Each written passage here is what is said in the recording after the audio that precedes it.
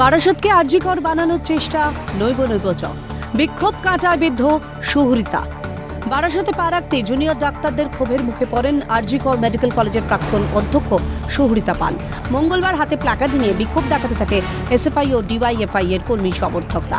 প্ল্যাকার্ডে লেখা, দুর্নীতি চক্রের অন্যতম পাণ্ডা সুহৃতা পাল দূর হটো, আরজিকরের বর্জ্য পদার্থ বারাসতে মানছে না, দফা 1 দাবি 1 মুখ্যমন্ত্রীর পদত্যাগ।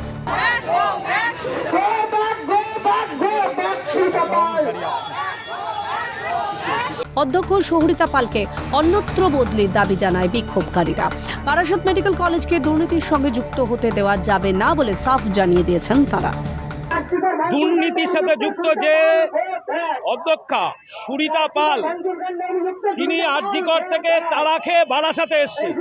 আর আমরা বারাসাতের ছাত্র যুবরা আমরা দাবি করছি, কোনো দুর্নীতি যুক্ত কোনো অধ্যক্ষা হোক আর যেই প্রশাসনের যেই যত বড় হোক, আমরা তাকে বারাসাতে তাকে আসতে দেব না।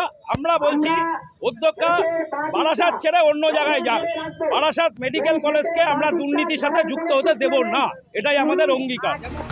শুক্রবার বারাসত হাসপাতালের দায়িত্ব নেওয়ার পরই ক্ষোভের মুখে পড়তে হয় আরজিকরের প্রাক্তন অধ্যক্ষ সুহৃতা পালকে। তার উদ্দেশ্যে ওঠে গো ব্যাক স্লোগান, পোস্টার হাতে বিক্ষোভ দেখান স্থানীয়রা। এবার অন্যত্র বদলির দাবিতে সরব এসএফআই ও ডিওয়াইএফআই। অভিযোগ, আরজিকরে তথ্য প্রমাণ লোপাটে সাহায্য করেছিলেন সুহৃতা পাল। 12 তারিখ আরজিকরে উনি প্রবেশ করেন, আর 13 তারিখ যে সময়ে দাঁড়িয়ে এসএফআই ডিওয়াইএফআই এডোয়া বাইরে বিক্ষোভ দেখাচ্ছে, সেই সময় দাঁড়িয়ে আমরা দেখলাম সুহৃতা পাল ক্যাম্পাসের মধ্যে উপস্থিত।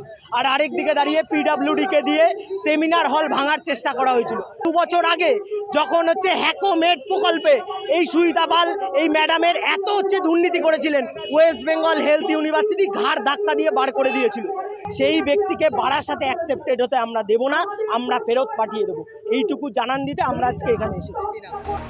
যত দিন যাচ্ছে বারাসত মেডিকেল কলেজ ও হাসপাতালের অধ্যক্ষ সুহৃতা পালের বিরুদ্ধে যে ক্ষোভ বাড়ছে, সেই ছবিটাই স্পষ্ট হচ্ছে ধীরে ধীরে। স্বাস্থ্য দপ্তরের পরবর্তী পদক্ষেপের দিকে তাকিয়ে সাধারণ মানুষ। অপু শীলের রিপোর্ট, ক্যালকাটা নিউজ।